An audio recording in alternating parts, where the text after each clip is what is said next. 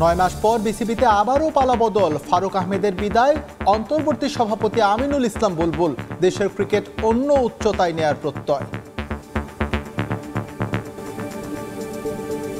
আমি একটা quick টি-20 innings খেলতে এসেছি এখানে, ভালো টি-20 ইনিংস খেলবো, যে ইনিংসটা আপনারা সকলে মনে রাখবেন। Let's work together to bring Bangladesh cricket in a different height. Asian cup বাছাই সামনে রেখে জাতীয় দলের ক্যাম্প শুরু, কাবরেরার কাছে রিপোর্ট করলেন 24 ফুটবলার, চলতি সপ্তাহে যোগ দেবেন হামজা ও সমিত সোম। ত্রিদেশীয় সিরিজের প্রথম ম্যাচে কাল ইন্দোনেশিয়ার মুখোমুখি হবে বাংলাদেশ নারী ফুটবল দল। পারফর্ম করে এশিয়ান কাপ বাছাইয়ের প্রস্তুতি সারতে চান আফিদারা। এবং চ্যাম্পিয়ন্স লিগ ফাইনাল খেলতে মিউনিখে পিএসজি ও ইন্টার মিলান, উৎসবমুখর পরিবেশের ট্রফি উন্মোচন, অনাকাঙ্ক্ষিত পরিস্থিতি এড়াতে 2000 পুলিশ মোতায়েন।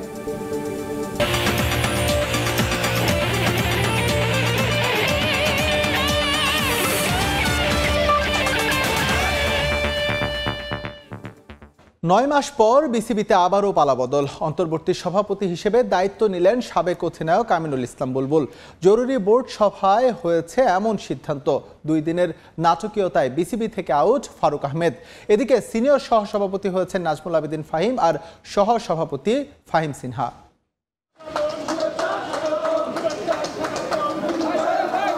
নাজমুল হাসান পাপন, ফারুক আহমেদ, অবশেষে আমিনুল ইসলাম বুলবুল। গেল 10 মাসে তৃতীয় সভাপতি দেখল দেশের ক্রিকেট।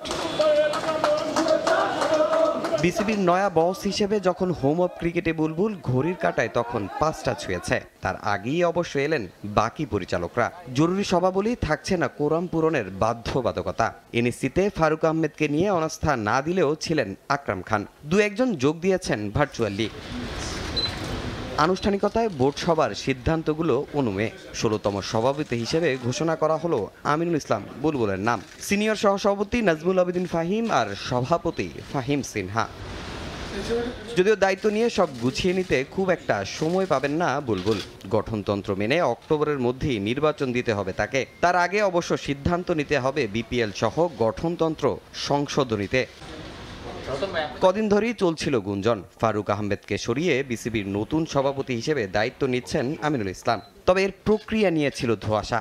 যুব ও ক্রীড়া মন্ত্রণালয় থেকে নতুন কাউকে সভাপতি করতে চাওয়া হলেও ফারুক জানিয়ে দেন পদত্যাগ করবেন না। কিন্তু বোর্ডের 8 পরিচালক অনাস্থা প্রস্তাব দেয়ায় পরিচালক হিসেবে তার মনোনয়ন বাতিল করে এনএসসি, যার ফলশ্রুতিতে বিসিবির সভাপতির পদ হারান ফারুক আহমেদ। এরপর আমিনুল ইসলাম বুলবুলকে কাউন্সিলর ও বিসিবি পরিচালক মনোনীত করে প্রজ্ঞাপন দেয় ক্রীড়া পরিষদ। বোর্ড পরিচালকদের ভোটাভুটির ভিত্তিতে এরই মধ্যেই সভাপতি হিসেবে দায়িত্ব গ্রহণ করেছেন বুলবুল। তামিম হোসেন, সময় সংবাদ। নির্দিষ্ট মেয়াদ নিয়ে নয়, বিসিবির দায়িত্ব নিয়ে টি-20 ইনিংস খেলার প্রত্যয় নতুন সভাপতি আমিনুল ইসলাম বুলবুলের। পরিকল্পনা সাজানো শেষ, যেখানে সর্বোচ্চ গুরুত্ব পাচ্ছে গোটা দেশ জুড়ে ক্রিকেটের বিকেন্দ্রীকরণ। প্রথম বোর্ড সভায় বেশ কিছু সিদ্ধান্ত নিয়েছেন সাবেক টাইগার অধিনায়ক। আইসিসির হয়ে দীর্ঘ অভিজ্ঞতা থাকায় সাফল্য নিয়ে আশাবাদী বুলবুল। করা হয়েছে বাংলাদেশ ক্রিকেট বোর্ডের প্রেসিডেন্ট হিসেবে 3 মাসের জন্য না। আমি চাকরি করতাম আইসিসিতে। তারা উইলিংলি আমাকে বলেছে you should go and help your work for your country. So এখানে কোনো আমার কাছে আইসিসির সাথে কোনো 2 মাস বা 3 মাসের কোনো চুক্তি নেই। 3 ভিন্ন প্রেক্ষাপট, গেল 10 মাসে তৃতীয় সভাপতি। সবচাইতে সংক্ষিপ্ত কিনা কিংবা মেয়াদ শেষে ভাবনা কি, সে বিতর্কে আপাতত রহস্য। এটা তো ভবিষ্যৎ বলে দেবে। এটা আমি পাস্ট কিছু নিয়ে এই মুহূর্তে কমেন্ট করতে চাই না। বিসিবির 16তম সভাপতি নির্বাচিত হওয়ার কিছুক্ষণ বাদেই গণমাধ্যমের মুখোমুখি আমিনুল ইসলাম বুলবুল। রাশ টানলেন তাকে নিয়ে হওয়া অনেক গুঞ্জনের, জানান বোর্ড সভাপতির প্রস্তাবের পেছনের গল্প। এপ্রিল মাসের শেষের দিকে আমি একটি কল পাই আমাদের ন্যাশনাল স্পোর্টস কাউন্সিল থেকে, এবং বলা হয় যে আপনাকে একটা সুযোগ হবে, আপনি কি সুযোগটা গ্রহণ করবেন? আমি যে আপনাদেরকে এত প্রমিস করতাম বা আমি ওয়েট করতাম একটা কলের জন্য, সেই কলটা আমি যখন পেয়ে গেছি তখন আর আমি পিছনে তাকাইনি। আমার একটাই লক্ষ্য ছিল যে কিভাবে এই কলটাকে আমি রেসপেক্ট করতে পারি। তারপর পর্যায়ক্রমে আজকে 30শে মে আমাকে আমাদের সম্মানিত ক্রিকেট বোর্ডের ডাইরেক্টররা আমাকে নির্বাচিত করেছেন, এবং আমি এই কলটা পেয়েছিলাম আমাদের স্পোর্টস উপদেষ্টার কাছ থেকে, এবং আই ওয়াজ অনার্ড যে এরকম একটা কল তিনি আমাকে করেছিলেন। হোয়াটসঅ্যাপে এসছে আমি প্রথম প্রেসিডেন্ট 12 লক্ষ টাকা বেতন নিয়ে কাজ করছি। তো এই ধরনের এগুলো একেবারেই অসত্য কথা। তারপরে এসছে যে আমি নাকি সিইও হওয়ার জন্য অনুরোধ করেছি, বা একটা নাম্বারও বলা হচ্ছে সেখানে। এগুলো একেবারেই সত্য কথা নয়। তবে সেখানে প্রশ্ন আসে অনেক। একজন ছাড়া এই পরিচালকদের সবাই পাপন আর ফারুক আহমেদের বোর্ডের সদস্য, যাদের আবার অনেককে নিয়ে আছে বিস্তর সমালোচনা। সেই তাদেরকে নিয়ে কি করে সফল হবেন বুলবুল? আমি কনফিডেন্টলি বলতে পারি যে ইট ইজ আমার যে এই মুহূর্তে যে স্কিল সেট আছে এটা একটা প্যাকেজ।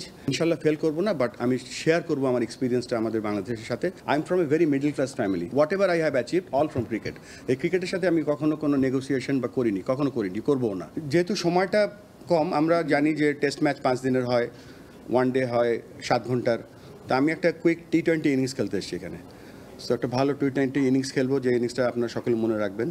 নির্বাচিত হয়ে প্রথম আনুষ্ঠানিক সভাতেই পরিবর্তনের ইঙ্গিত আমিনুল ইসলাম বুলবুলের। ক্রিকেটের ভাবমূর্তি ফেরানো, রিজনাল ক্রিকেট বাস্তবায়ন, সিএফও নিয়োগ, লিগ্যাল ডিপার্টমেন্ট দ্বারা কার্যক্রমের স্বচ্ছতা আনা কিংবা মার্কেটিং টিম বড় করা, সবকিছুই বাস্তবায়ন করতে চান দ্রুততম সময়ের মধ্যেই। ওয়ান অফ দ্য মেজর জায়গা ছিল সিএফও নিয়োগ করা, বাট আমাদের এই ফাইন্যান্সিয়াল যে ব্যাপারগুলো কত ট্রান্সপারেন্ট রাখা যায় আমরা চেষ্টা করব এটা ওয়েবসাইটের মাধ্যমে যতটা ক্লিয়ার রাখা যায়। এন্ড অফ দ্য ডে ক্রিকেটের টাকাটা বা ক্রিকেটের যে আয় সেটা কিন্তু ক্রিকেটের জন্য, আজকের ক্রিকেটের জন্য, যে ছেলেটা আরও 10 বছর পরে বাংলাদেশে জন্মগ্রহণ করবে তার জন্য। আমরা সকলে একটা টিম, আমরা সকলে বাংলাদেশকে সাপোর্ট করি এবং let's work together to bring Bangladesh cricket in a different height. নতুন সভাপতি প্রায় মিনিট 40-এর সংবাদ সম্মেলনে যতটা প্রত্যাশার ফুল ছুরি আওড়ালেন, তার চাইতে বেশি স্বপ্ন দেখালেন। নিজের প্রথম সংবাদ সম্মেলনে অনেকটা একই কথা বলেছিলেন ফারুক আহমেদও। তার পথে কি হাঁটবেন বুলবুল, নাকি গড়বেন দৃষ্টান্ত? আপাতত সেই উত্তর সময়ের হাতে তোলা। আপনি সবথেকে গরিব প্রেসিডেন্ট যতগুলো প্রেসিডেন্ট বাংলাদেশে এসছে। আমার এই মুহূর্তে আমার কাছে কিছু নেই, আমি ওইভাবে কিছু করিও না। মাহবুব ইমন, সময় সংবাদ, ঢাকা। জাতীয় দলে সাকিব আল হাসানের ভবিষ্যৎ নির্ধারণ করবেন নির্বাচকরা। ফিট থেকে পারফর্ম করলে এই অলরাউন্ডারের প্রত্যাবর্তনের সম্ভাবনা দেখছেন আমিনুল ইসলাম বুলবুল। বিসিবির উপর ক্রীড়া মন্ত্রণালয়ের প্রভাব নিয়ে সরাসরি উত্তর দেননি বিসিবির নতুন সভাপতি। ফারুককে সরিয়ে দেওয়ার একদিন পর বদলে গেছে নাসুমের চরকাণ্ডের চিত্রনাট্য। নাসুম আহমেদকে অস্ত্র বানিয়ে হাতুরু সিংহের ওপর প্রতিশোধ নেন ফারুক আহমেদ। এতদিন পর্যন্ত গুঞ্জনই ছিল ফারুক অধ্যায় পেছনে ফেলার কয়েক ঘন্টায় এবার সাক্ষ্য দিলেন খোদ বিসিবি পরিচালক। তখন পর্যন্ত যদি আমরা ডেফিনিটিভ প্রমাণ পেতাম তাহলে আমাদের ওই প্রতিবেদন ওটা থাকতো এবং সেটা তখনই ডিসক্লোজ করতো। এই পরিচালকদের অনাস্থায় কাটা পড়েন সদ্য সাবেক সভাপতি। আবার তাদের ভোটেই ক্রীড়া পরিষদ মনোনীত আমিনুল ইসলাম এখন নতুন সভাপতি। হোম অফ ক্রিকেটে চলছে মিউজিক্যাল চেয়ার কম্পিটিশন। কখন হাওয়া কোন দিকে যাবে সেটা বোঝা বড় মুশকিল। গত 10 মাসে বিসিবির ওপর ক্রীড়া মন্ত্রণালয়ের প্রভাব অনেকটা স্পষ্ট।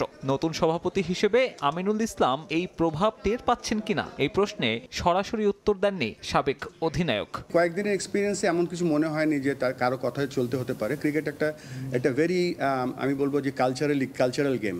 এখানে ভেরি হাইলি টেকনিক্যাল গেম। এখানে ক্রিকেটটা কেউ কাউকে শেখাতে পারে না। প্রসেস যে আপনি যে বললেন যে কিছু যেগুলো এসছে সেগুলো তো আমি আজকে এসছি, আমি সেগুলো দেখব এবং আমাদের এখানে যে দল আছে আমরা সেটা দেখব। নাসুমের চরকাণ্ডের মতো গুঞ্জন আছে সাকিব ইস্যুতেও। সাকিবের দেশে ফেরায় বাধা কেবল ক্রীড়া উপদেষ্টা, এমন আলোচনায় সরগরম থাকে ক্রিকেট পাড়া। নতুন সভাপতি সাকিব আল হাসানের ভবিষ্যৎ ছেড়ে দিলেন নির্বাচকদের ওপর। সাকিব তো world one of the finest all rounder এবং আমরা আশা করব সাকিব ফিট থাকবে এবং ভালো ক্রিকেট খেলবে। উপদেষ্টার কলের সাথে তো এটার কোনো সম্পর্ক নেই, উপদেষ্টা তো সিলেক্টর না। তবে এটা আমাদের যে ক্রিকেট বোর্ডের যে সিলেকশন কমিটি আছে তারা দেখবে এবং আমাদের সিলেকশন একটা প্রসেস বা একটা সিস্টেম আছে, তারা সেটা ফলো করবে এবং সেটা আমরা রেসপেক্ট করব। পাপন পরবর্তী অধ্যায়ে প্রত্যাশার গল্প শুনিয়েছিলেন ফারুক আহমেদও। তবে হোম অফ ক্রিকেটের হট সিটে বসে বাস্তবতা টের পেতে লাগলো মাত্র 9 মাস। এবার সেখানে বুলবুল যাত্রাটা যে সহজ হবে না সেটা বোঝা যাচ্ছে খুব সহজেই। আমাদের যে ক্রিকেট বোর্ডের যে সাব্বির মিথুন, সময় সংবাদ। আইসিসির নিষেধাজ্ঞার শঙ্কায় বাংলাদেশ ক্রিকেট বোর্ড। বিসিবির গঠনতন্ত্র 13.3 ধারা না মেনে অপসারণ করা হয়েছে ফারুক আহমেদকে। এছাড়া সভাপতিকে সরানোর ঘটনায় হস্তক্ষেপ করেছে জাতীয় ক্রীড়া পরিষদ। আইসিসির নিয়ম অনুযায়ী বোর্ডে কখনোই দেশের সরকার হস্তক্ষেপ করতে পারবে না। ইতিমধ্যে আইসিসির কাছে অভিযোগ করেছেন ফারুক আহমেদ। আর এটা বিশ্ব ক্রিকেট নিয়ন্ত্রক সংস্থা আমলে নিলে নিষেধাজ্ঞায় পড়তে পারে বাংলাদেশ ক্রিকেট বোর্ড। দেশের ক্রিকেটে এখন খেলার চেয়ে ধুলাটাই বেশি, অস্থিরতা যেন কমছেই না। বৃহস্পতিবার রাতে ক্রিকেট বোর্ডের কাউন্সিলর হিসেবে এনএসসির মনোনয়ন বাতিল হয় ফারুক আহমেদের। হারান ভোট সভাপতির পদ। তবে যে প্রক্রিয়ায় তাকে বিসিবি থেকে সরিয়েছে এনএসসি তা নিয়ে উঠেছে প্রশ্ন। সঙ্গে আইসিসি থেকে বড় দুঃসংবাদের শঙ্কায় বাংলাদেশ ক্রিকেট বোর্ড। ফারুক আহমেদকে অপসারণের প্রথম কারণ হিসেবে জাতীয় ক্রীড়া পরিষদ দেখিয়েছে ৮ পরিচালকের অনাস্থাপত্র। দ্বিতীয় কারণ এবারের বিপিএলে তার করা অনিয়মের তদন্ত রিপোর্ট। কিন্তু তিনি সভাপতি হওয়ায় তাকে বাদ দেয়া নিয়ে বিসিবির গঠনতন্ত্রে আছে জটিলতা। বিসিবির গঠনতন্ত্রে 13.3 ধারা বলছে পরিচালনা পরিষদের পরিচালকের মৃত্যু, পদত্যাগ, মানসিক ভারসাম্যহীন অথবা ওই পরিচালককে শৃঙ্খলাজনিত শাস্তি প্রদান করলে সে প্রেক্ষিতে পরিচালক অপসারণ করা যাবে। সঙ্গে এই বিষয়গুলোর বিধি অনুসারে সুস্পষ্ট প্রমাণ নিশ্চিত করতে হবে। কিন্তু এর কোনোটিতেই এখন পর্যন্ত নেই ফারুক আহমেদ। এছাড়া বিপিএল এর অনিয়মের তদন্ত রিপোর্ট তার বিপক্ষে আসলেও তা নিয়ে আপিল করার সুযোগ থাকবে সাবেক এই অধিনায়কের। যদিও ফারুক আহমেদ যেহেতু এনএসসি থেকে মনোনীত ছিলেন, সেক্ষেত্রে ক্রীড়া পরিষদ চাইলেই সে মনোনয়ন কেড়ে নিতে পারে। তবে ফারুক সভাপতি হওয়াই বাধে যত বিপত্তি। জাতীয় ক্রীড়া পরিষদ একটি সরকারি প্রতিষ্ঠান। আইসিসি নিয়ম অনুযায়ী কোনো বোর্ডই হস্তক্ষেপ করতে পারবে না দেশের সরকার। ফারুক যেহেতু সভাপতি, স্বাভাবিকভাবেই তার গুরুত্ব বেশি থাকবে বিশ্ব ক্রিকেট নিয়ন্ত্রক সংস্থার কাছে। ইতোমধ্যে আইসিসির কাছে নাকি চিঠিও পাঠিয়েছেন ফারুক আহমেদ। জানিয়েছেন জোর করেই সভাপতি পদ থেকে সরানো হয়েছে তাকে। আর যদি এ অভিযোগ আমলে নেয় আইসিসি, তাহলে নিষেধাজ্ঞায় পড়তে পারে বাংলাদেশ ক্রিকেট বোর্ড। তামিম হোসেন, সময় সংবাদ। এবার বাংলাদেশ পাকিস্তান টি-20 সিরিজের খবর। আমিরাতের পরও পাকিস্তানে ব্যর্থতার বৃত্তে বাংলাদেশ দ্বিতীয় টি-20তে 57 রানে হেরেছে লিটন দাসের দল। এই নিয়ে শেষ 5 সিরিজের 4টাতে হারল বাংলাদেশ। সিরিজ বাঁচানোর ম্যাচে টানা পঞ্চমবারের মতো টস হারেন লিটন কুমার দাস। লাহোরে এক পরিবর্তন নিয়ে মাঠে নামে বাংলাদেশ। ফিল্ডিংয়ের আমন্ত্রণ পায় অতিথিরা। সহ অধিনায়ক শেখ মাহাদিকে বসিয়ে আবারও ফেরানো হয়েছে মেহেদী হাসান মিরাজকে। ওই পরিবর্তনেই ইনিংস শুরু করেন শান্ত। ইনিংসের তৃতীয় বলে সুযোগ আসলেও হাতছাড়া করেন তানজিদ তামিম। দ্বিতীয় ওভারে মাত্র 3 বল করে চোট পেয়ে মাঠ ছাড়েন শরীফুল। তার ওভার পূরণ করতে আসা শামীমের বলে রান আউটে উইকেট বিলিয়ে আসেন সাইম আইয়ুব।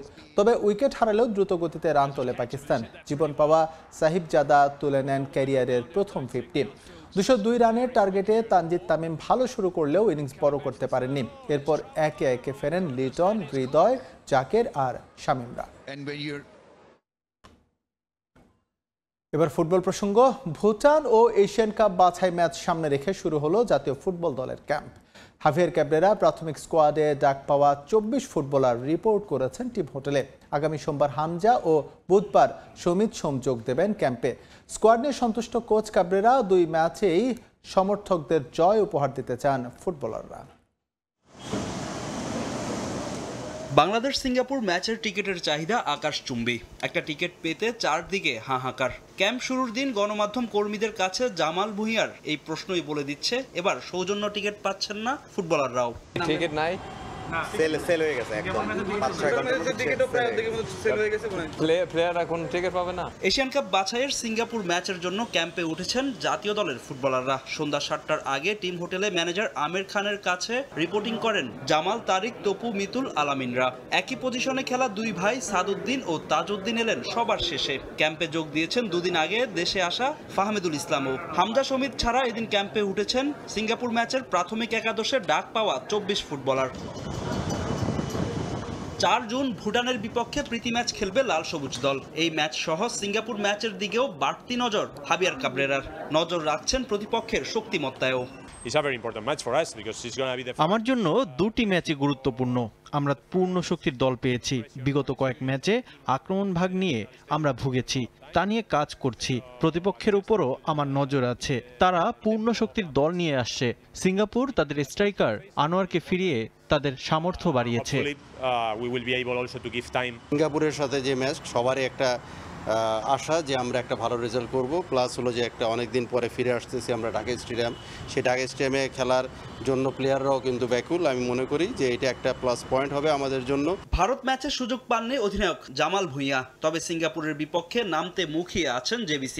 যদিও হামজার পর সমিতের অন্তর্ভুক্তি মাঠে যে প্রতিদ্বন্দ্বিতা বাড়িয়েছে জামালের।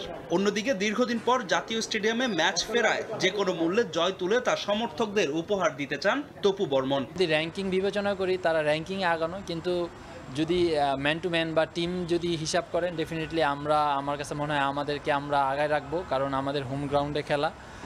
আর ওই দিক দিয়ে অবশ্যই সিঙ্গাপুর আপনার ওই এরিয়াতে ওই জোনে খুব ভালো খেলে এবং তাদের রিসেন্ট কিছু ম্যাচ তারা ভালো করে নেয়, এটাও আমরা জানি। তো আশা করি যে আমাদের মাঠে খেলা আমরা একটা ভালো ম্যাচ উপহার দিতে পারবো দেশবাসী। লাস্ট ম্যাচ খেলতে পারি না, বাট এটা কোচের ডিসিশন, বাট এই ম্যাচ আমি রেডি আছি। কম্পিটিশন তো প্রত্যেক গেম হবে না, নতুন প্লেয়ার আসবে চলে যাবে, নতুন প্লেয়ার আসবে, এটা পার্ট অফ ফুটবল। শনিবার বিকেল 5টায় জাতীয় স্টেডিয়ামে অনুশীলন করবে লাল সবুজ দল। সোমবার হামজা ও বুধবার জাতীয় দলের ক্যাম্পে যোগ দিবেন সমিত সোম। ফাহিম ইসলাম, সময় সংবাদ, ঢাকা। এবার নারী ফুটবল প্রসঙ্গ।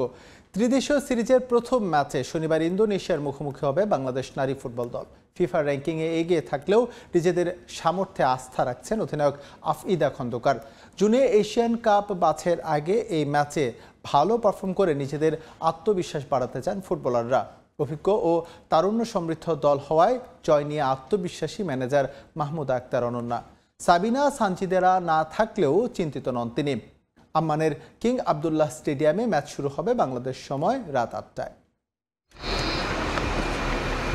জর্ডানের আম্মানের সবুজ প্রকৃতির সঙ্গে মিলেমিশে একাকার বাংলাদেশ নারী ফুটবল দল ত্রিদেশীয় সিরিজে ইন্দোনেশিয়া পরীক্ষার আগে শেষবারের মতো নিজেদের ঝালিয়ে নেয়ার চেষ্টা ফুটবলারদের। গত জানুয়ারিতে কোচ পিটার বাটলারের অধীনে অনুশীলন করতে না চেয়ে বিদ্রোহ করে বসেন সাবিনা সানজিদা সহ 18 ফুটবলার। নানা চড়াই উতরাইয়ের পর চাপা পড়েছে সে ক্ষোভের আগুন। নিজেদের সেরা ছন্দ খুঁজে পেতে মরিয়া নারী ফুটবলাররা। কোচের সঙ্গে দ্বন্দ্বের জেরে বাটলারের 23 সদস্যের এই দলে নেই সাবিনা সানজিদাদের মতো পরীক্ষিতরা। তবে মারিয়া মান্ডা, ঋতুপর্ণা, রূপনাদের রেখেছেন কোচ।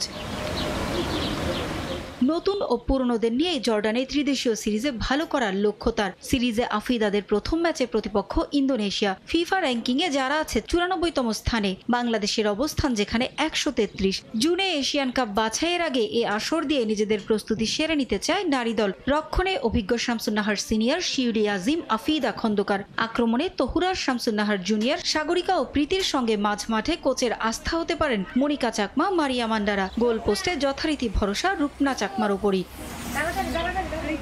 অভিজ্ঞ ও তারুণ্যের মিশেলে দল হওয়ায় জয় নিয়ে আশাবাদী ম্যানেজার মাহমুদা আক্তার অনন্যা। টিমের বন্ডিংও ভালো, আশা করছি ভালো একটা কিছু নিয়ে বাংলাদেশে যাব, আর কালকে ভালো একটা ম্যাচ দিয়ে 3 পয়েন্ট নিয়ে মাঠ ছাড়বো।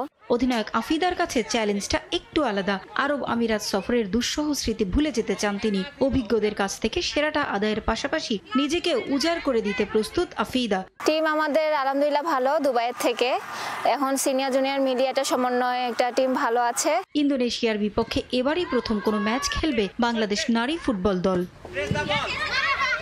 পারভিন আক্তার, সময় সংবাদ। চ্যাম্পিয়ন্স লিগের ফাইনাল ম্যাচ খেলতে জার্মানির মিউনিখে পৌঁছেছে ইন্টার মিলান ও প্যারিস সেন্ট জার্মেই। এই ম্যাচ ঘিরে উন্মাদনা শুরু হয়েছে দুই দলের সমর্থকদের মাঝে। শিরোপা জয় করে ঘরে ফেরার লক্ষ্য তাদের। এদিকে অনাকাঙ্ক্ষিত ঘটনা মোকাবেলা করতে প্রস্তুত মিউনিখ। নিরাপত্তার জন্য থাকবে 2000-এর বেশি পুলিশ সদস্য। নিরাপত্তা জোরদার করা হবে প্যারিসেও।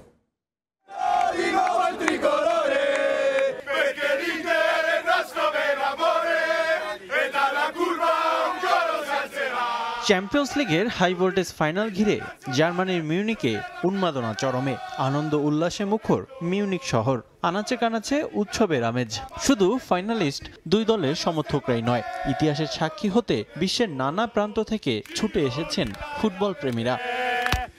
হাই ভোল্টেজ ফাইনাল সামনে রেখে দু দলই অবস্থান করছে মিউনিকে। নিজেদের ফুটবলারদের এক নজর দেখা পেতে হোটেলের সামনে ভিড় জমায় সমর্থকরা। 4 বছর আগে পিএসজি শিরোপা জয়ের সুযোগটা হাতছাড়া করলেও এবার শিরোপা নিয়েই ফিরতে চান সমর্থকরা। আমি এটা বিশ্বাস করতে চাই না যে আমরা জিতবো না। আমি পিএসজির ইতিহাসের সাক্ষী হতে এখানে এসেছি। আমরা দুর্দান্ত একটা ম্যাচ চাই, তবে জয় আমাদের মূল উদ্দেশ্য। এবার আমাদের দল দুর্দান্ত, শিরোপা না জেতার কোনো কারণই দেখছি না।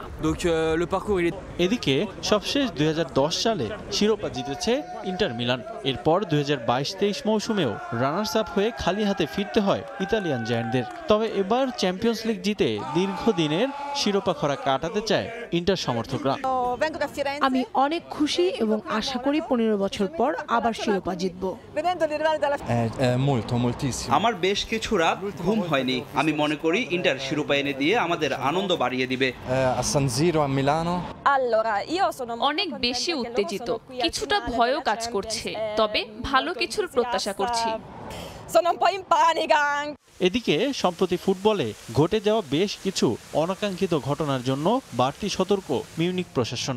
যে কোনো সহিংসতা ঠেকাতে স্টেডিয়াম এলাকায় 2000-এর বেশি পুলিশ অফিসার মোতায়েন করেছে মিউনিক। সঙ্গে রাখা হচ্ছে ফ্রান্স ও ইতালীয় অভিজ্ঞ সম্পন্ন পুলিশও। আশা করি সবাই দারুণ একটা ম্যাচ উপভোগ করতে পারবে। নিরাপত্তার জন্য আমরা কাজ শুরু করেছি। 2000-এর মতো অফিসার থাকবে যারা দাঙ্গা পুলিশকে সহায়তা করবে। এখানে ইতালি ও ফ্রান্সের পুলিশরাও কাজ করবে। মিউনিকের পাশাপাশি নিরাপত্তা জোরদার করা হবে প্যারিসেও। শিরোপা লড়াইয়ের ম্যাচের দিন 5500-এর মতো পুলিশ মোতায়েন করবে প্যারিস। রিফাতুল ইসলাম মিরন, সময় সংবাদ। চ্যাম্পিয়ন্স লিগের ফাইনাল ঘিরে উৎসবের নগরী এখন জার্মানির মিউনিখ। নিরাপত্তার চাদরে থাকা আলিয়েঞ্জ অ্যারেনা। সুইজারল্যান্ড থেকে ট্রফি এসে পৌঁছেছে মিউনিখে। হাজারো সমর্থক ট্রফি প্যারেডে ছুটে আসেন রূপালী ট্রফিটা দেখার আশায়। আনুষ্ঠানিকভাবে সমর্থকদের সামনে ট্রফি উন্মোচন করেন 4 বারের চ্যাম্পিয়ন্স লিগ জয়ী সাবেক footballer Andres Iniesta. Inter Milan ও প্যারিস সেন্ট জার্মেইয়ের মধ্যে হাই ভোল্টেজ ফাইনালের আশা তার। তবে শিরোপা জয়ে প্রিয় দল পিএসজিকে এগিয়ে রাখছেন ইনিয়েস্তা। চ্যাম্পিয়ন্স লিগ জ্বরে কাঁপছে জার্মানির মিউনিখ। ইউরোপের ক্লাবগুলোর শ্রেষ্ঠত্বের আসরের জন্য প্রস্তুত অ্যালিয়েঞ্জ অ্যারেনা। রূপালী এই ট্রফিটার জন্য লড়বে দুই দেশের দুই ক্লাব, ইন্টার মিলান ও পিএসজি। আনুষ্ঠানিকভাবে ট্রফি এসে মিউনিখে পৌঁছানোর পর বাঁধ ভাঙা উচ্ছ্বাসে ফেটে পড়েন সমর্থকরা। 4 বার চ্যাম্পিয়ন্স লিগের এই শিরোপাটা ছুঁয়ে দেখার সৌভাগ্য হয়েছে স্পেনের বিশ্বকাপ জয়ী সাবেক ফুটবলার আন্দ্রেস ইনিয়েস্তার। এই ট্রফির গুরুত্ব ভালো করেই জানা আছে তার। আনুষ্ঠানিক ট্রফি প্যারেডে রূপালী ট্রফিটা দূর থেকে এক নজর দেখতে ছুটে আসেন হাজারো সমর্থক। তৈরি হয় ভিন্ন এক আবহের। হাই ভোল্টেজ ফাইনাল ঘিরে এখন উৎসবের নগরী মিউনিখ। আসলে শুরু থেকে দাপটের সঙ্গে পারফর্ম করে এসেছে ইন্টার মিলান। তাদের আগুনে পারফরমেন্সে চুরমার হয়েছে আর্সেনাল, বায়ার্ন মিউনিখ, বার্সেলোনার মতো প্রতিপক্ষ। 2022 সালে ম্যানচেস্টার সিটির কাছে ফাইনালে উঠেও স্বপ্ন ভেঙেছিল মিলানের। এবার তাই শিরোপার জন্য মরিয়া ইনজাগির দল। ইতিহাসের অংশ হতে চান লাউতারো মার্তিনেজরাও। অন্যদিকে মেসি, নেইমারদের মতো তারকা ফুটবলার আর কারিগরি অর্থ খরচ করেও এখনো আরাধ্য শিরোপা ছুঁয়ে দেখতে পারেনি পিএসজি। হাই ভোল্টেজ এই ফাইনালে প্রিয় বন্ধু এনরিকের পিএসজিকেই সমর্থন দিচ্ছেন ইনিয়েস্তা। হাই ভোল্টেজ ফাইনাল হবে আশা করি। ইন্টার মিলান ও পিএসজি দুদলই শিরোপা জয়ের দাবিদার। তবে আমার সমর্থন পিএসজির দিকে থাকবে। এনরিক আমার প্রিয় বন্ধু ও প্রিয় কোচ। এই শিরোপাটা তার প্রাপ্য। মিউনিকে খুব ভালো লাগছে। ট্রফি প্যারেডে সবার ভালোবাসা মনে রাখার মতো। ফাইনাল ঘিরে এরই মধ্যে নিরাপত্তার চাদরে ঢাকা হয়েছে অ্যালিয়েঞ্জ অ্যারেনা। পারভিন আক্তার, সময় সংবাদ। লিভারপুলের সঙ্গে 2 দশকের সম্পর্কের ইতি টানলেন আলেকজান্ডার আর্নল্ড। ইংলিশ ক্লাব থেকে 6 বছরের জন্য তাকে দলে ফিরিয়েছে রিয়াল মাদ্রিদ। লিভারপুলের সঙ্গে চুক্তি শেষ হওয়ার আগে আর্নল্ডকে দলে নেয় বাড়তি 10 মিলিয়ন ইউরো গুনতে হয়েছে মাদ্রিদকে। এদিকে ইংলিশ গণমাধ্যমে গুঞ্জন সাবেক ক্লাব আর্সেনালে ফিরতে পারেন বিশ্বকাপ জয়ী গোলকিপার এমি মার্তিনেজ। মাত্রই রিয়াল মাদ্রিদের দায়িত্ব নিয়েছেন জাভি অ্যালোনসো। এর মধ্যেই ভবিষ্যৎ পরিকল্পনা সাজাতে শুরু করেছেন তিনি। দলে বেরাচ্ছেন একের পর এক তারকা। আলোনসোর অধীনে দ্বিতীয় ফুটবলার হিসেবে রিয়াল মাদ্রিদে যোগ দিয়েছেন আলেকজান্ডার আর্নল্ড। 6 বছরের জন্য ক্লাবটির সঙ্গে চুক্তি সম্পন্ন করেছেন এই ইংলিশ ডিফেন্ডার। এক বিবৃতি দিয়ে বিষয়টি নিশ্চিত করেছে রিয়াল মাদ্রিদ। ক্লাব বিশ্বকাপে মাদ্রিদের হয়ে মাঠে নামবেন আর্নল্ড। এতে লিভারপুলের সঙ্গে 2 দশকের সম্পর্কের ইতি টানলেন তিনি। লিভারপুলের একাডেমি ফুটবলার আর্নল্ড। একাডেমির পর লিভারপুলের বয়সভিত্তিক এবং মূল দলে দীর্ঘ সময় পার করেছেন তিনি। চলতি বছরের জুনে লিভারপুলের সঙ্গে চুক্তি শেষ হওয়ার কথা এই ইংলিশ ডিফেন্ডারের, তবে সে পর্যন্ত আর অপেক্ষা করেনি রিয়াল মাদ্রিদ। চুক্তি শেষ হওয়ার 1 মাস আগেই তার সঙ্গে চুক্তি সম্পন্ন করেছে লস ব্লাঙ্কোস। এর জন্য রিয়াল মাদ্রিদকে বাড়তি 10 মিলিয়ন ইউরো গুনতে হচ্ছে। মূলত ক্লাব বিশ্বকাপের আগে তাকে পেতেই এমন পরিকল্পনা সাজিয়েছে অ্যালেন্সো। পুরো মৌসুমে রক্ষণ দুর্বলতা কাটাতেই বাড়তি ইউরো খরচ করেছে ফ্লোরেন্তিনো পেরেজের বোর্ড। গুঞ্জন আছে আর্সেনালের গোলরক্ষক দাভিদ রায়াও আছেন মাদ্রিদ রাডারে। এদিকে রায়ের স্পেনে যাওয়ার গুঞ্জনে সহজ হচ্ছে এমি মার্টিনেজের আর্সেনালে ফেরার পথ। বিশ্বকাপ জয়ী এই গোলরক্ষক 2020 সালে আর্সেনাল ছেড়ে যোগ দেন অ্যাস্টন ভিলায়। 3 বছর ভিলায় দুর্দান্ত সময় কাটানো মার্টিনেজ এবার খুঁজছেন নতুন চ্যালেঞ্জ। এতেই ইংলিশ গণমাধ্যমে গুঞ্জন পুরনো ডেরায় ফিরতে পারেন এমি। এছাড়া বার্সেলোনাও দল গোছানোর পরিকল্পনা শুরু করেছে। ইংলিশ তারকা মার্কাস র্যাশফোর্ডকে দলে ফেরাতে চায় কাতালানরা।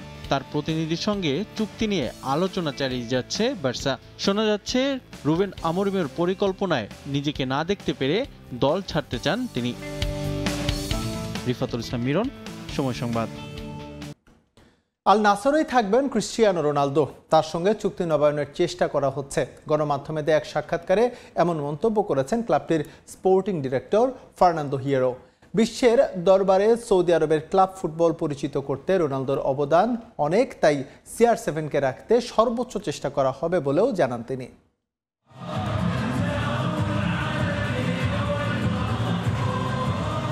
হবে হচ্ছে করেও লম্বা সময় ধরে ঝুলেছিল আল নাসরের সঙ্গে ক্রিস্টিয়ানো রোনালদোর নতুন চুক্তি। লোভনীয় প্রস্তাব থাকার পরও কেন গড়িমসি করছিলেন রোনালদো তা স্পষ্ট হয়ে যায় আল ফাতেহ বিপক্ষে ম্যাচে। খেলা শেষ করে সামাজিক মাধ্যমে বিদায়ের ইঙ্গিত দেন সর্বকালের অন্যতম সেরা ফুটবলার। 2023 সালে আল নাসরে যোগ দেওয়ার পর দুর্দান্ত সময় কেটেছে রোনালদোর। 105 ম্যাচ খেলে করেছেন 99 গোল। তবে ক্লাবকে উপহার দিতে পারেননি কোনো মেজর ট্রফি। কদিন আগে গুঞ্জন উঠে আল নাসর নতুন করে সাজানোর পরামর্শ দিয়েছেন তিনি। সেই আক্ষেপ থেকেই বিদায়ের সিদ্ধান্ত নিতে পারেন রন, যদিও তাকে রাখতে সব ধরনের চেষ্টাই আছে আল নাসরের। 30 জুন পর্যন্ত রোনালদোর সঙ্গে চুক্তি আছে আল নাসরের। আমরা চেষ্টা করছি চুক্তি নবায়ন করার, যাতে সে আমাদের সঙ্গে থাকতে পারে। আরও অনেক ক্লাবই সে চেষ্টা করছে, তবে আমরা সর্বোচ্চটা দিয়ে চেষ্টা করছি। আশা করি একটা উপায় বের হবে। রোনালদোর কিছু প্রস্তাব আছে, সেটাও বিবেচনা করা হচ্ছে। রোনালদো সৌদি আরবে পা রাখার পর ভিন্ন মাত্রায় গিয়েছে দেশটির ক্লাব ফুটবল। জাতীয় দলেও পড়েছে তার প্রভাব। রনের দেখা দেখি নেইমার থেকে শুরু করে বেনজেমা, সাদিও মানেরাও আসে মধ্যপ্রাচ্যের দেশে। আর এজন্যই কোনোভাবে রোনালদোকে হাতছাড়া করতে চায় না সৌদি আরব। সৌদি আরবকে ফুটবল বিশ্বের দরবারে পরিচিত করতে রোনালদোর অবদান অনেক। তাকে দেখেই অনেক নামকরা ফুটবলার এখানে খেলতে এসেছে। এই জন্য সৌদি লীগের মান বেড়েছে। তার এই অবদান অসামান্য। সুতরাং এই সব বিষয় বিবেচনা নিয়ে নতুন চুক্তির চেষ্টা করা হচ্ছে। তবে আল নাসর প্রত্যাশা করলেও রোনালদোকে রাখা কঠিনই হবে তাদের জন্য, কারণ রনের মনোবাসনা এখন ফিফা ক্লাব ওয়ার্ল্ড কাপ খেলা। আল নাসরে যেটা একেবারে অসম্ভব। কদিন আগে ফিফা সভাপতি রনের ক্লাব ওয়ার্ল্ড কাপ খেলা নিয়ে মন্তব্য করায় বিষয়টি আরও জটিল আকার ধারণ করে। SM ইকবাল, সময় সংবাদ। এদিকে ক্লাব ছাড়ার ইঙ্গিত দেওয়ার পর ক্রিস্টিয়ানো রোনালদোকে সৌদিতে রাখতে উঠে পড়ে লেগেছে দেশটির পাবলিক ইনভেস্টমেন্ট ফান্ড PIF। আল নাসর ছাড়তে চাওয়ায় এবার CR7কে আল হিলালে কিংবা আল আহলিতে রেখে দিতে আলোচনা চালিয়ে যাচ্ছে সংস্থাটি। আর ক্লাব বিশ্বকাপে খেলতে রোনালদোর পরবর্তী ঠিকানা হতে পারে আল হিলালি, এমন খবর ঘুরপাক খাচ্ছে গণমাধ্যমে। PIF এর মতে ক্লাব বিশ্বকাপের আগেই পর্তুগিজ মহাতারকাকে সৌদিতে রাখার বিষয়টি নিশ্চিত করতে পারবে তারা। আল নাসরের সঙ্গে এবার হয়তো পথ চলা শেষ করতে যাচ্ছেন পর্তুগিজ সুপারস্টার ক্রিস্টিয়ানো রোনালদো। চলতি মৌসুম শেষ হওয়ার পর ইতোমধ্যেই সামাজিক যোগাযোগ মাধ্যমে অধ্যায় শেষের বার্তা দিয়ে রেখেছেন CR7। ক্লাব ছাড়ার ইঙ্গিত দেয়ায় তোলপাড় দেশটির ফুটবল। পর্তুগিজ সুপারস্টারকে ধরে রাখতে সব ধরনের চেষ্টা চালিয়ে যাচ্ছে সৌদি ফুটবল। রোনালদো আল নাসর ছাড়ার আভাস দেওয়ার আগে থেকেই গুঞ্জন শোনা যাচ্ছে ক্লাব বিশ্বকাপে দেখা যাবে CR7কে। কিন্তু কোন ক্লাবের হয়ে খেলবেন পর্তুগিজ মহাতারকা, কিভাবে বা ক্লাব বিশ্বকাপে মাঠে নামবেন তিনি? ইতোমধ্যেই তার ক্লাব বিশ্বকাপে খেলার সম্ভাবনা আরও জোরালো করেছেন খোদ ফিফা সভাপতি জিয়ান্নি ইনফান্তিনো। ক্লাব বিশ্বকাপে রোনালদোকে দেখা যাবে বলেই এক সাক্ষাৎকারে জানান তিনি। এরপর থেকেই গুঞ্জন ওঠে কোন ক্লাবের হয়ে দেখা যাবে CR7কে। মূলত সৌদি থেকে শুধু আল হিলালি ক্লাব বিশ্বকাপে খেলার যোগ্যতা অর্জন করেছে, তাই ধারণা করা হচ্ছে রনকে সৌদিতেই ধরে রাখতে চাইলে তার পরবর্তী ঠিকানা হতে পারে আল হিলাল। সৌদি আরবের পাবলিক ইনভেস্টমেন্ট ফান্ড ইতোমধ্যেই বার্তা সংস্থা AFP-কে এক সাক্ষাৎকারে জানিয়েছে রোনালদোকে দেশটির ফুটবলে ধরে রাখতে তার সঙ্গে আলোচনা চালিয়ে যাচ্ছে PIF। বেশ কয়েকটি পথ তারা অবলম্বন করতে পারে বলেও জানান PIF-এর এক কর্মকর্তা। আল হিলালে তারা রোনালদোকে নিতে চাইবে, সেটা সম্ভব না হলে এশিয়ান চ্যাম্পিয়ন আল আহলিতে রনকে নেয়ার চেষ্টা করে যাবে সংস্থাটি। রোনালদোর সৌদি ফুটবলের সংযুক্তি দেশটির ফুটবলকে নিয়ে গেছে ভিন্ন উচ্চতায়। বিশ্বের নামি দামি ফুটবলাররাও তার সুবাদেই সৌদি প্রো লিগে এসেছেন বলেও জানান PIF-এর সেই সূত্র। এদিকে শুধু PIF-ই নয়, রোনালদোর সঙ্গে চুক্তি নবায়ন করতে নাকি তার সঙ্গে আলোচনা চালিয়ে যাচ্ছে আল নাসরও। 40 বছর বয়সী ফুটবলারকে দলে ফেরাতে অনেক ক্লাব আগ্রহী হলেও আল নাসরে তাকে ধরে রাখতে সব চেষ্টা কর্তৃপক্ষ করছে বলে জানান ক্লাবটির পরিচালক ফার্নান্দো হিয়েরো। ক্লাব বিশ্বকাপের আগে ক্লাবগুলোর ফুটবলার দলে ফেরাতে নির্দিষ্ট একটি সময় নির্ধারণ করে দিয়েছে ফিফা। আগামী 1 থেকে 10 জুন পর্যন্ত ফুটবলার দলে ফেরানোর সময় পাবে ক্লাবগুলো। এই সময়ের মধ্যেই নির্ধারণ হবে রোনালদোর পরবর্তী ঠিকানা। তাজিন খন্দকার, সময় সংবাদ। আবারও পুরনো ডেরায় ফিরতে যাচ্ছেন বাংলাদেশের হামজা চৌধুরী। শেফিল্ড ইউনাইটেড থেকে আবারও লেস্টার সিটিতে ফিরবেন EPL তারকা। চলতি মৌসুমের শেষটা একেবারেই রাঙাতে পারলেন না ইংলিশ মিডফিল্ডার। লেস্টার সিটি থেকে ধারে চ্যাম্পিয়নশিপের ক্লাব শেফিল্ডে যোগ দিলেও EPL-এ দল ফিরিয়ে আনতে পারেননি হামজা। এদিকে চলতি মৌসুমের বাজে পারফরমেন্সের কারণে শেফিল্ডও নেমে গেছে চ্যাম্পিয়নশিপে। শেফিল্ডের সঙ্গে মেয়াদ শেষ হওয়ায় এবার আবারও লেস্টারে ফিরে যেতে হবে হামজাকে। শেফিল্ডকে EPL-এ তুলতে না পারায় সামাজিক যোগাযোগ মাধ্যমে আবেগঘন এক পোস্ট করেছেন হামজা চৌধুরী। শুভমান গিলকে টেস্ট দলের অধিনায়কত্ব দেয়া নিয়ে অসন্তুষ্ট দলের সিনিয়র ক্রিকেটাররা। গিলকে নয়, নিজেকেই সাদা পোশাকে অধিনায়ক হিসেবে যোগ্য মনে করেন অভিজ্ঞ ক্যাম্পেইনার রবীন্দ্র জাদেজা। টেস্ট দলে ক্যাপ্টেন্সি করার ইচ্ছার কথা স্পষ্ট করেই জানিয়ে রাখলেন এই ভারতীয় অলরাউন্ডার। রোহিত শর্মা, বিরাট কোহলিরা যতদিন সব ফরম্যাটে খেলেছেন ক্যাপ্টেন্সি নিয়ে চিন্তা করতে হয়নি ভারত ক্রিকেট বোর্ডকে। তবে একাধিক ফরম্যাট থেকে এই দুই সিনিয়র অবসর নেয়ায় তৈরি হয়েছে শূন্যতা। অভাবটা বেশি অনুভূত হচ্ছে টেস্টে। শুভমান গিলকে ইংল্যান্ড সফরের জন্য দেয়া হয়েছে দায়িত্ব। এই টপ অর্ডার ব্যাটসম্যানকে দীর্ঘমেয়াদে দায়িত্ব দেওয়ার কথাও ভাবছে BCCI। তবে 25 বছর বয়সী ক্রিকেটারকে টেস্ট টিমের ক্যাপ্টেন্সির মতো গুরুদায়িত্ব দেয়া নিয়ে দলের মধ্যেই রয়েছে অসন্তোষ। এই সিদ্ধান্ত পছন্দ করেন না সিনিয়র ক্রিকেটাররা। অলরাউন্ডার রবীন্দ্র জাদেজার কথায় সে ইঙ্গিত স্পষ্ট। ক্যাপ্টেন্সি এমন একটা বিষয় যা সময়ের সঙ্গে সঙ্গে রপ্ত করা যায়। তবে আমি মনে করি একজন অভিজ্ঞ ক্রিকেটার গেমের পালস ভালোভাবে বুঝতে পারে। কোহলি, রোহিত, অশ্বিনের রিটায়ারমেন্টে এই মুহূর্তে ইন্ডিয়া টেস্ট টিমের সবচেয়ে অভিজ্ঞ ক্রিকেটার জাদেজাই খেলেছেন 80টি টেস্ট। অধিনায়কত্বের আলোচনায় থাকা লোকেশ রাহুল 58টি এবং জসপ্রীত বুমরা খেলেছেন 45 টেস্ট। সব মিলিয়ে নিজেকেই যোগ্য মনে করেন জাদেজা। এলিট ফরম্যাটে দেশকে নেতৃত্ব দেওয়ার সুপ্ত বাসনা প্রকাশ করেছেন এদিন। একটাই বাকি আছে, টেস্ট ক্যাপ্টেন্সি। প্রায় সবকিছু অর্জন করেছি। টেস্ট দলের অধিনায়ক হয়ে ভারতকে নেতৃত্ব দেওয়ার স্বপ্ন পূরণ হলেই হয়। তবে টেস্টে ক্যাপ্টেন্সি পাওয়ার ইচ্ছার কথা জাদেজা জানালেও বোর্ড তার সেই ইচ্ছা পূরণে কতটা অগ্রসর হবে তাই এখন দেখার বিষয়। তাজিন খন্দকার, সময় সংবাদ। স্কুল অব হ্যাপিনেসের উদ্যোগে চট্টগ্রাম বিশ্ববিদ্যালয়ে আয়োজন করা হয়েছে ব্যতিক্রমধর্মী 10 কিলোমিটার স্বল্প দৈর্ঘ্য দৌড় প্রতিযোগিতা। শারীরিক ও মানসিকভাবে সুস্থ থাকার লক্ষ্যেই করা হয়েছে এমন আয়োজন। ভোরে দৌড় শুরু করার কথা থাকলেও বৈরী আবহাওয়ার জন্য শুরু হতে কিছুটা সময় বিলম্ব হয়। চাপমুক্ত থেকে সুখী জীবন গড়তে হবে এমন প্রতিপাদ্য সামনে রেখে সকাল 7টা 10 মিনিটে শুরু হয় 10 কিলোমিটারের এই দৌড়। চট্টগ্রাম বিশ্ববিদ্যালয়ের সেন্ট্রাল ফিল্ডে শুরু হয়ে বিভিন্ন গুরুত্বপূর্ণ স্থান অতিক্রম করে এই দৌড় এক ল্যাপে শেষ হয় সেন্ট্রাল ফিল্ডে। 3 শতাধিক প্রতিযোগিতায় অংশগ্রহণ করেন। শেষে প্রত্যেক সফল রানারকে দেওয়া হয় ফিনিশার মেডেল, জার্সি ও সার্টিফিকেট।